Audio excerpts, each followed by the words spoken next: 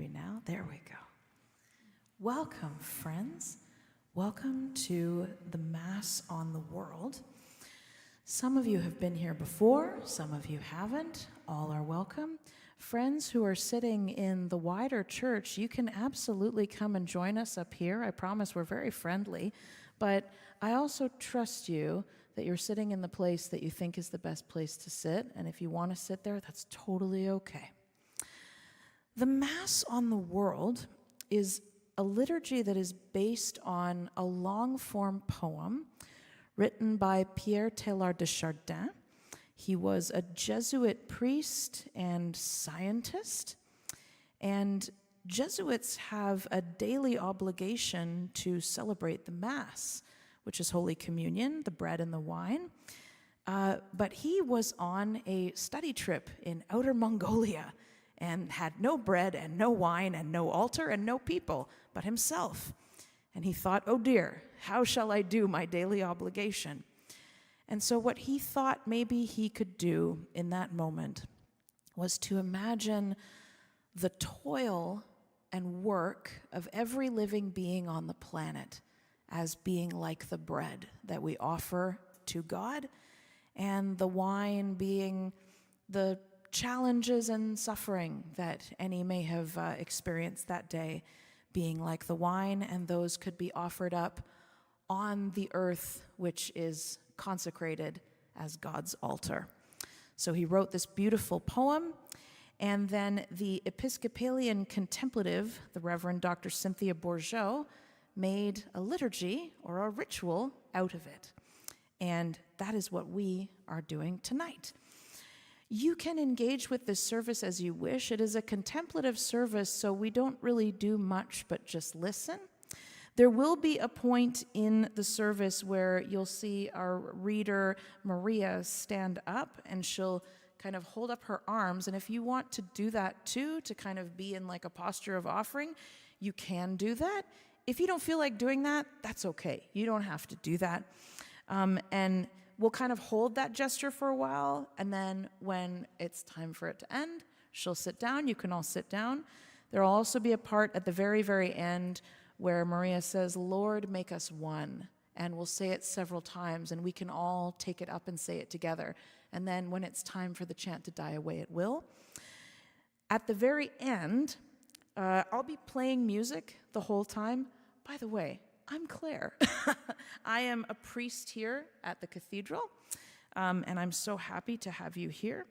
So I'll be playing music the whole time, and then there'll be a part at the very end after we stop the chant where I stop, and there'll be an extremely long, lovely, juicy silence. And then you will know when the service has come to a close. When I stand up, I blow out the candle, and I go toward the back. That will signal to you that the silence is done. And you are welcome to, if the silence comes and you're like, I gotta go, that's okay, you can go. But you can also stay and just like let the silence hold you for a little while.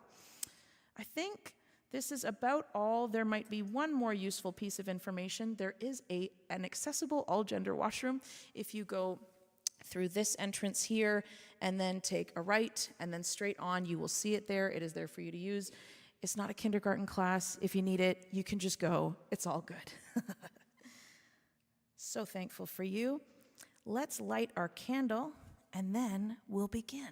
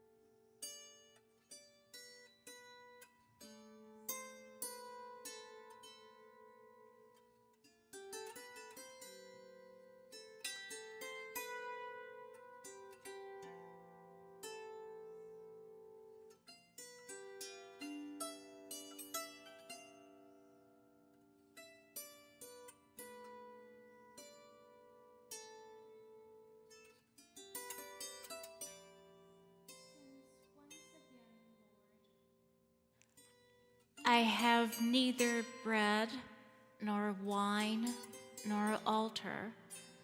I will raise myself beyond these symbols, up to the pure majesty of the real itself. I, your priest, will make the whole world my altar, and on it will offer you all the labors and sufferings of the world. Over there, on the horizon, the sun has just touched with light the outermost fringe of the eastern sky. Once again, beneath this moving sheet of fire, the living surface of the earth wakes, and once again begins its fearful travail. I will place on my paten, O God, the harvest to be won by this renewal of labor. Into my chalice I shall pour all the sap which is to be pressed out this day from the earth's fruit. My chalice and my paten are the depths of a soul laid widely open to all the forces which in a moment will rise up from every corner of the earth and converge upon the Spirit. Grant me the remembrance and the mystic presence of all those whom the light is now awakening to a new day.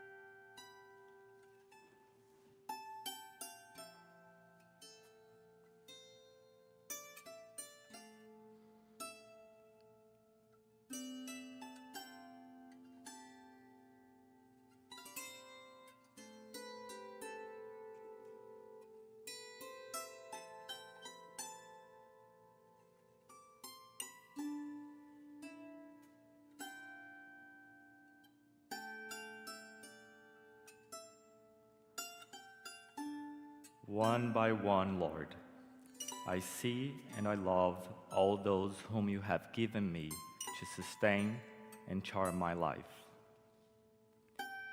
One by one, I also number those who make up that other beloved family, which has gradually surrounded me, its unity fashioned out of the most disparate elements, with affinities of the heart, of scientific research, and of thought.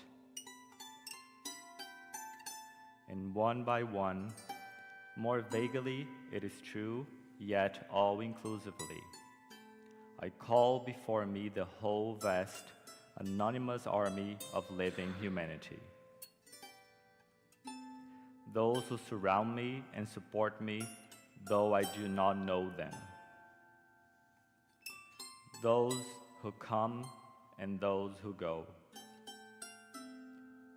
Above all, those who in office, laboratory, and factory, through their vision of truth, or despite their error, truly believe in the progress of earthly reality, and who today will again take up their impassioned pursuit of the light.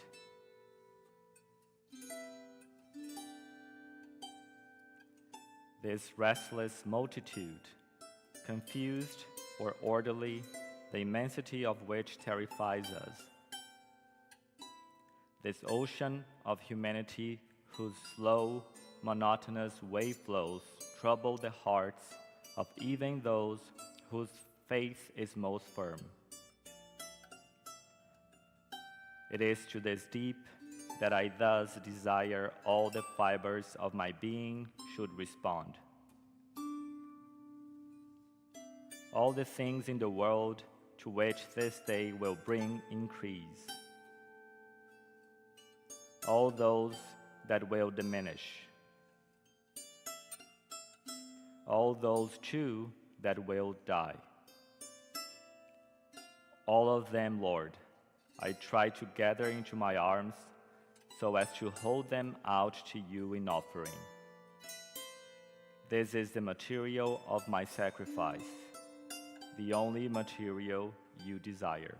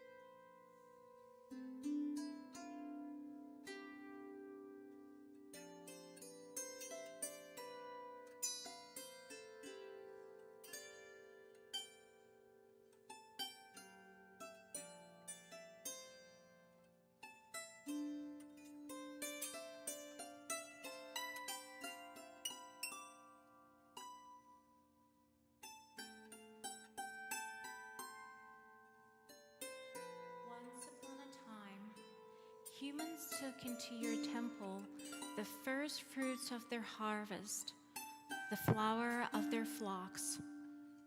But the offering you really want, the offering you mysteriously need each day to appease your hunger, to slake your thirst, is nothing less than the growth of the world born ever onward in the stream of universal becoming.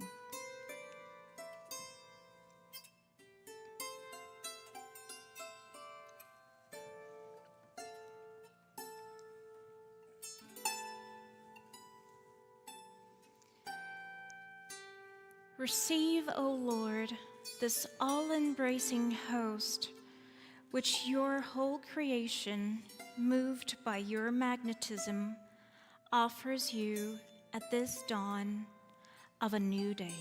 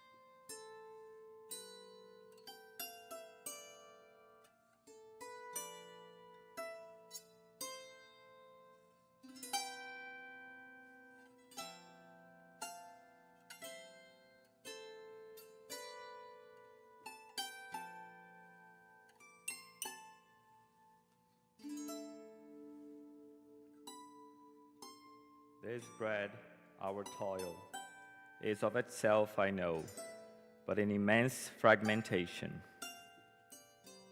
This wine, our pain, is no more, I know, than a draught that dissolves.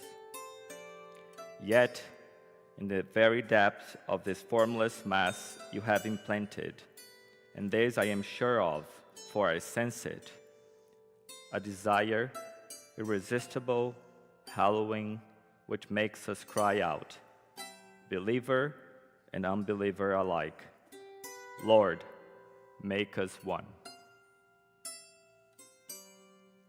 Lord, make us one. Lord, make us one. Lord, make us one. Lord, make us one. Lord, make us one. Lord, make us one. Lord, make us one.